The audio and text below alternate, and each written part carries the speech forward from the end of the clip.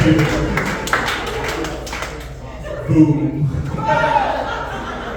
You get this when you're really good at Granny Mom.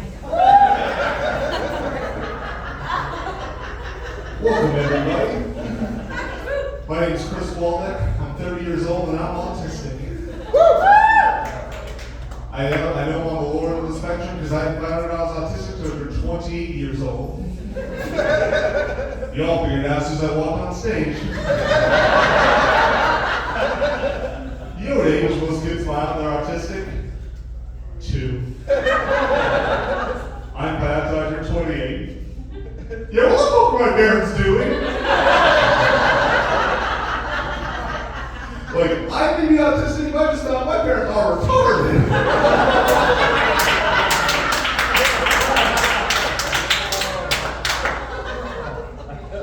My dad's name is Gerald, so you can safely say I'm one of Jerry's kids.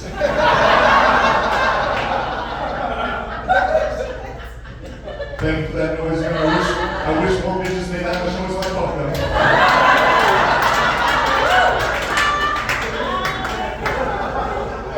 Yeah, my mom's name is Tina. Yeah, that's just short for retarded. You'll have to forgive my bluntness. I have what's called old school autism. I was diagnosed by a doctor, not TikTok. I have no issue with being autistic. I'm just always scared that I'm going to make autistic kids look bad. Because they got a reputation, they're good at stuff. And I don't know, I look like I should be good at stuff, dressed with Pierre's fly as fuck as I am right now. But really, I'm just dressed like this because they won't let me wear my helmet on stage.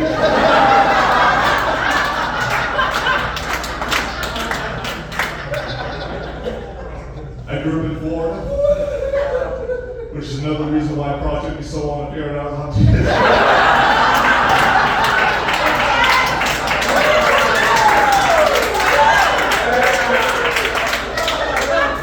Oh yeah, because over there it's just called normal. I quickly realized there's a lot of similarities and a lot of differences between growing up in Florida and growing up in Vegas.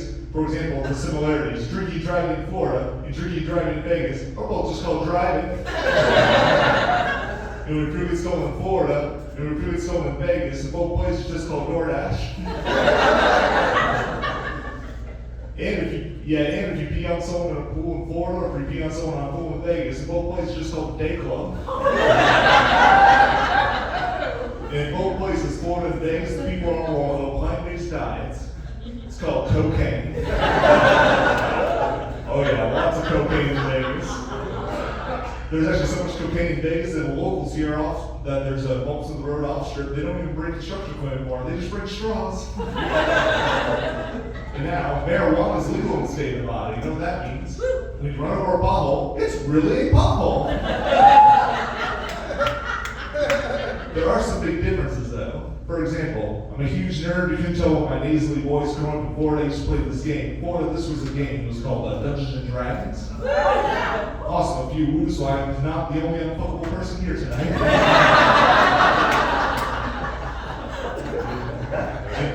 In Florida, Dungeons and Dragons, that was the game. We played Dungeons and Dragons in Vegas, now it's a swingers club. Much smaller dragons though. And there are differences between growing up in Florida and growing up in Vegas are the dating apps. For example, growing up in Florida, I struggled with dating apps. I tried using Tinder and Bumble to no avail. Much easier to date in Vegas, now I just use Cash App and Venmo.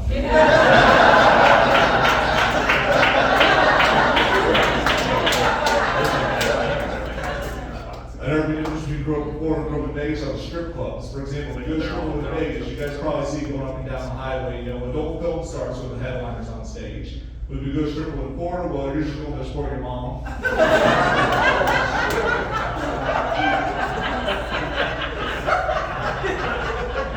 I'm just messing with you. You think I go to strip club with my mom? She's not old enough. I don't go there for my sister.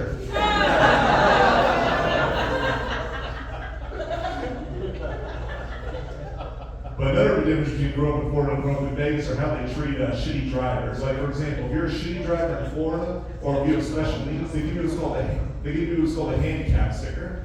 In Vegas, they just give you a California license plate.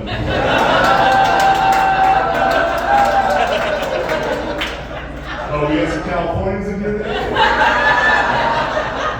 Don't worry, I tell my jokes, man, nothing against the Golden State. You guys got everything. You guys have got beaches, you guys got women, you guys got money, but also some terrible drivers. Like, I truly don't understand how California is a state where Google and Apple Maps comes from. But you drive every day like you just discovered MapQuest. I actually meet a lot of people from California that come over here to Vegas. I'm always eager to hear, like, what brings you guys to Vegas? What interests you? I was talking to this lady from the Bay Area the other day, and she said, oh, well, I came to Vegas because crime is so much different over here. And I was like, man, we're robbing Oakland too.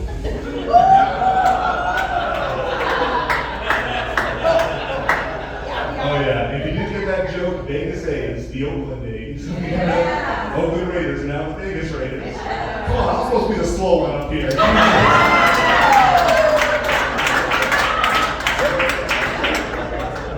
But no, I understand what they're talking about, that crime being different in Vegas, because to be honest, it's much more cool. I think it's much more cool to get robbed in Vegas than it is to get robbed in California. Listen, like, I'm a very insecure person, so I care a lot about this. For example, I'm not sure if we robbed on the Vegas Strip that would be getting robbed in California. Because if I get robbed on the Vegas Strip, I could be like, the officer's like, well, give me a description of what they look like. I could be like, well, he was off in his prime. And if I get robbed in California, they ask me, well, what, describe your sales. Well, he was wearing Lululemon.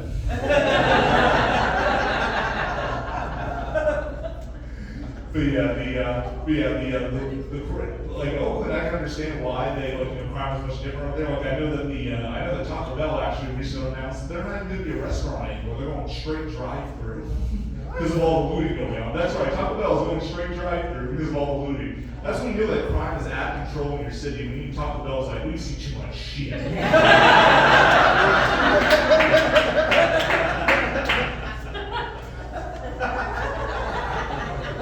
But yeah, I'll go back to Rosen, Florida, Vegas now. I don't want to disappoint you two right now.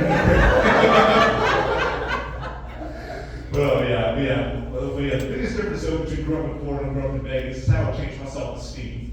You see, growing up in Florida, if I ever blew $1,000 got beat up by a hooker in a hotel room, I was considered a loser. Not in Vegas, though. And that was me at a hotel casino in Vegas. Now I'm a rewards member.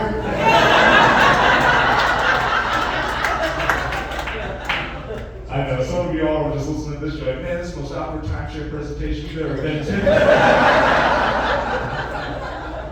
And the rest of you are like, I thought the subway guy was in jail.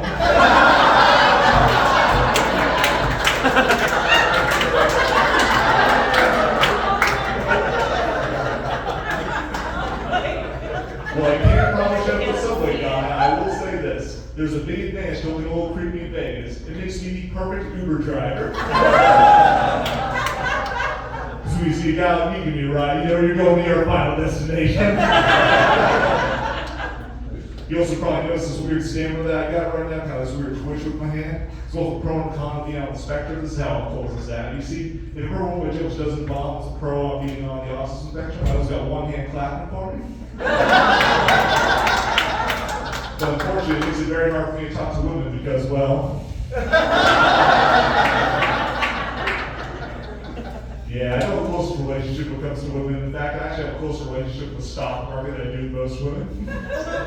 Because at least the stock market will go down on me. You guys are great. It's nice to have you.